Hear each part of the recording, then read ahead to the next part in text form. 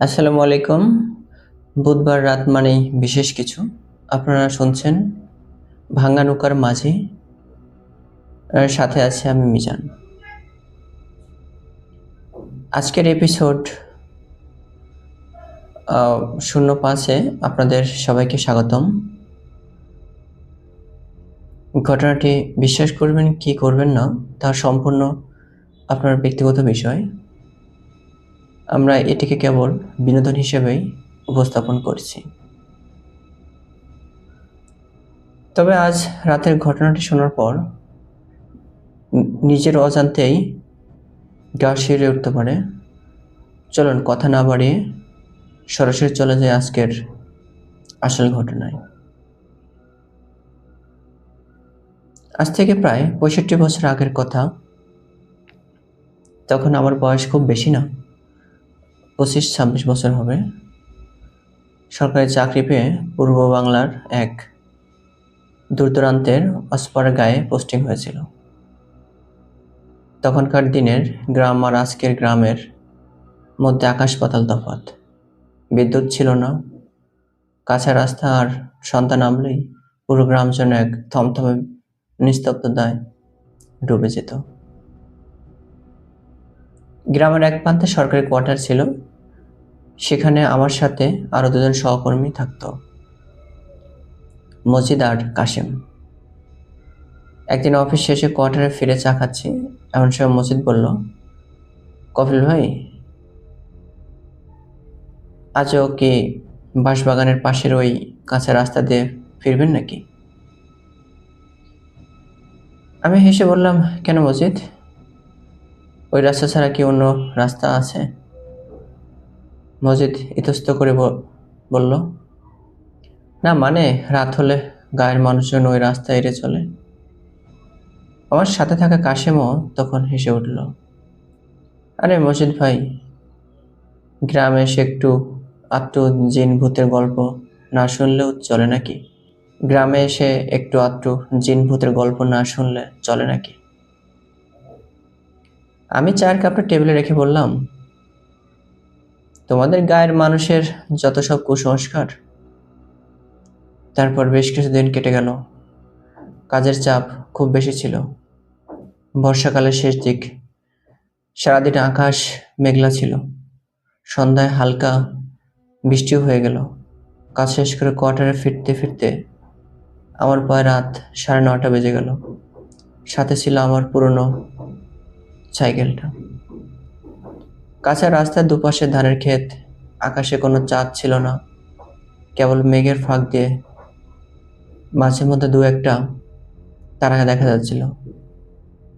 হঠাৎ সাইকেলের চেনটা খসে গেল।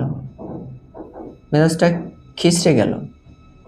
সাইকেলটা রাস্তার পাশে দাঁড় করিয়ে চেন তুলতে লাগলাম। ঠিক তখনই খেয়াল করলাম বাতাসটা হঠাৎ খুব ঠান্ডা হয়ে গেছে। চেনটা ঠিক করে হাত ধুয়ে উঠে দাঁড়াতেই চোখে পড়লো জিনিসটা। সামনে আধো অন্ধকারে একটা মানুষের অবয়ব দাঁড়িয়ে আছে। ভালো করে তাকিয়ে দেখি সাদা বোরকা কিংবা ধবধবে সাদা 3 পিস পরা এক তরুণী। বয়স খুব বেশি হলে 20-22 হবে। আমি কাছে এগিয়ে গিয়ে জিজ্ঞাসা করলাম বর্ণাত রাতে, একা একা এখানে দাঁড়িয়ে আছেন কেন? মেয়েটা খুব শান্ত গলায় বলল, পথ হারিয়ে ফেলেছি। কোথায় যাবেন? মেয়েটা একটা পাড়ার নাম বলল, যেটা আমাদের কোয়ার্টারের দিকেই। আচ্ছা চলুন, আমি ওদিকেই যাচ্ছি, কিছুটা পথ এগিয়ে দিচ্ছি। মেয়েটা কোনো কথা না বলে চুপচাপ এসে আমার সাইকেলের পেছনে কেরিয়ারে বসে পড়ল। আমি প্যাডেলে চাপ দিলাম, কিন্তু কিছুক্ষণ চালানোর পর মনে হলো সাইকেলটা যেন অস্বাভাবিক ভারী লাগছে। মনে হচ্ছে পেছনে একজন নয়, দুজন লোক বসে আছে। মনকে শক্ত করে জিজ্ঞাসা করলাম, বোন, আপনার নাম কি? মেয়েটা ছোট্ট করে উত্তর দিল, আমিনা। বাড়িতে কে কে আছে? অনেকে। ওর উত্তরগুলো কেমন যেন প্রাণহীন, যেন কোনো আবেগ নেই। হঠাৎ কিছুটা এগিয়ে যেতেই পেছনে বসা আমিনা বলল, আপনি কোয়ার্টার একা থাকেন না? পেছনের ওই বড় আম গাছটার পাশে? কথাটা শুনে আমি এক মুহূর্তে ব্রেক চেপে ধরলাম। আমি আতঙ্কে শিউরে উঠলাম। মেয়েটা জানলো কি করে যে আমাদের কোয়ার্টারের পেছনে একটা বড় আম গাছ আছে? আমি পেছনে ফিরে তাকালাম, কিন্তু অন্ধকারের ওর মুখ স্পষ্ট দেখা যাচ্ছিল না। আমি আবার চলতে শুরু করলাম। ঘন অন্ধকারে চারপাশে কোনো শব্দ নেই, শুধু ঝিঝি পোকার ডাকও যেন বন্ধ হয়ে গেছে। হঠাৎ আমেনা পিছন থেকে খুব নিচু গলায় বলে উঠল, কাফিল সাহেব, আপনি কি জিনের অস্তিত্বে বিশ্বাস করেন? আমার হাত কেঁপে উঠল। বললাম, না, আমি এসব বিশ্বাস করি না। মেয়েটা খুব আস্তে খেলে ঘরে এসে উঠল। সেই হাসিতে কোনো আনন্দ ছিল না, কেবল যেন বুকের ভেতর হারহিম করা একটা আওয়াজ। মেয়েটা বলল, সবকিছু চোখে দেখা যায় না কপিল সাহেব, কিছু জিনিস শুধু অনুভব করা যায়। আমার গা গুলিয়ে উঠল। ঠিক তখনই কানে এলো সাইকেলের পেছন থেকে একটা অদ্ভুত খসখসে শব্দ। মনে হচ্ছে মাটির উপর ভারী কিছু ঘষে ঘষে টেনে নিয়ে যাওয়া হচ্ছে। কিছু দূর যাওয়ার পর দূরে করিম ভাইয়ের চায়ের দোকানের কেরোসিনের লণ্ঠনটা জ্বলে থাকতে দেখলাম। মনে একটু সাহস পেলাম। সাইকেলটা থামিয়ে জল খেতে গেলাম। দোকানি করিম ভাই আমাকে দেখে বলল, এত রাতে কোয়ার্টারে ফিরছেন কপিল সাহেব? আমি জল খেয়ে বললাম, হ্যাঁ করিম ভাই। আচ্ছা, এই যে আমার সাইকেলের পেছনে যে মেয়েটা বসে আছে, ও কোন পাড়ার বলতে পারো?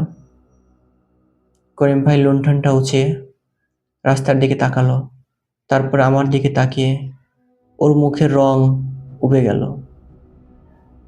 কোথায় মেয়ে কপিল সাহেব? আপনার সাইকেলে তো কেউ নেই। আমার বুকের ভেতর যেন বরফ গলে গেল। আমি পেছনে তাকালাম। মেয়েটা সেখানেই বসে আছে, স্পষ্ট দেখা যাচ্ছে। আমি বললাম, আরে, এই তো বসে আছে। করিম ভাই আতঙ্কে চিৎকার করে উঠল, কপিল সাহেব, ওখানে কেউ নেই। আপনি কি বাঁশবাগানের পথ দিয়ে আসছেন? জলদি পালান এখান থেকে, এখানে এক মুহূর্ত দাঁড়াবেন না। করিম ভাইয়ের গলার আতঙ্ক দেখে আমি আর এক মুহূর্ত দেরি করলাম না। সাইকেলের কাছে গেলাম। এবার সাহস করে মেয়েটার মুখের দিকে তাকালাম, আর দেখা মাত্রই আমার বুকের সাথে যেন ফেটে যাওয়ার উপক্রম হলো। মুখের ওপর যেন কুয়াশার একটা পাতলা পর্দা ঝুলছে। চোখ দুটো অস্বাভাবিক বড়, ধবধবে সাদা, মণি ছাড়া পুরোটা কুচকুচে কালো। আর সবচেয়ে ভয়ঙ্কর বিষয়, ওর পা দুটো পেছনের দিকে উল্টোভাবে ঘোরানো। মেয়েটা শূন্যে ভাসতে ভাসতে সাইকেল থেকে নেমে আমার দিকে এগিয়ে আসতে লাগলো। আর সেই খিলখিল ভুতুড়ে হাসি। ছোটবেলায় এক কবিরাজের কাছে শুনেছিলাম, ওদের সমস্ত শক্তি নাকি চুলের মধ্যে থাকে। আমি মরিয়া হয়ে পকেট থেকে সাইকেল মেরামতের ছোট চাকুটা বের করলাম। মেয়েটা একেবারে কাছে আসতেই আমি সমস্ত শক্তি দিয়ে ওর মাথার এক গোছা চুল শক্ত করে ধরে চাকু দিয়ে এক ঝটকায় কেটে ফেললাম। সাথে সাথে এক বিকট কান ফাটানো চিৎকার, পুরো মাঠ আর বাঁশবাগান যেন কেঁপে উঠল। আমি এক সেকেন্ডও না দাঁড়িয়ে কাটা চুলের গোছা পকেটে ভরে প্রাণপণে সাইকেল চালিয়ে কোয়ার্টারে চলে এলাম। ঘরে ঢুকে মসজিদ আর কাসেমকে সব বললাম। পকেট থেকে চুল বের করতে ওরা দুজনেই আতঙ্কে পিছিয়ে গেল। পরদিন সকালে গ্রামের মুরব্বি মতিন চাচাকে ডেকে আনা হলো। মতিন চাচা চুলটা দেখে বলল, বাবা কফিল, খুব বড় বিপদের হাত থেকে বেঁচে গেছো। আজ সন্ধ্যায় এই চুল বিসমিল্লাহ বলে আগুনে জ্বালিয়ে ছাই করে দাও। সেদিন সন্ধ্যায় ফাঁকা মাঠে চুলটা জ্বালানো হলো। পোড়া চুলের এক অদ্ভুত বিশ্রী গন্ধ বাতাসে ভেসে এলো। পরে গ্রামের পুরনো মানুষের কাছে শুনেছিলাম, আমি চাকরি নেওয়ার বহু বছর আগে ওই আমরা নামের একটি মেয়ে বিয়ের কয়েকদিন আগে আত্মীয়ের বাড়ি থেকে ফেরার পথে বাঁশবাগানের কাঁচা রাস্তায় খুন হয়েছিল। তারপর থেকে নাকি সে ওই রাস্তায় ঘুরে বেড়ায়। আজ এত বছর পরও গভীর রাতে বাঁশপাতার খসখস শব্দ শুনলেই আমার বুকের ভেতরটা কেঁপে ওঠে। মনে হয় আজও কেউ যেন সাইকেলের ক্যারিয়ারে বসে নিচু গলা জিজ্ঞাসা করছে, আপনি কি জিনের অস্তিত্বে বিশ্বাস করেন? শ্রোতা বন্ধুরা, কেমন লাগলো আজকের এই ভৌতিক ঘটনাটি? কমেন্ট করে অবশ্যই জানাবেন। আপনার জীবনে ঘটে যাওয়া কোনো অলৌকিক বা ভীতিজনক ঘটনা যদি আমাদের মাধ্যমে প্রচার করতে চান, তবে আজই লিখে পাঠান আমাদের ইমেল ঠিকানায়। গল্পটি ভালো লাগলে লাইক করুন, শেয়ার করুন এবং ভাঙ্গা নৌকার মাঝি চ্যানেলটি সাবস্ক্রাইব করে আমাদের পাশেই থাকুন। আগামী বুধবার রাতে আবারও দেখা হবে নতুন কোনো রোমাঞ্চকর এপিসোড নিয়ে। ততক্ষণ পর্যন্ত সবাই ভালো থাকুন, সুস্থ থাকুন। আল্লাহ হাফেজ।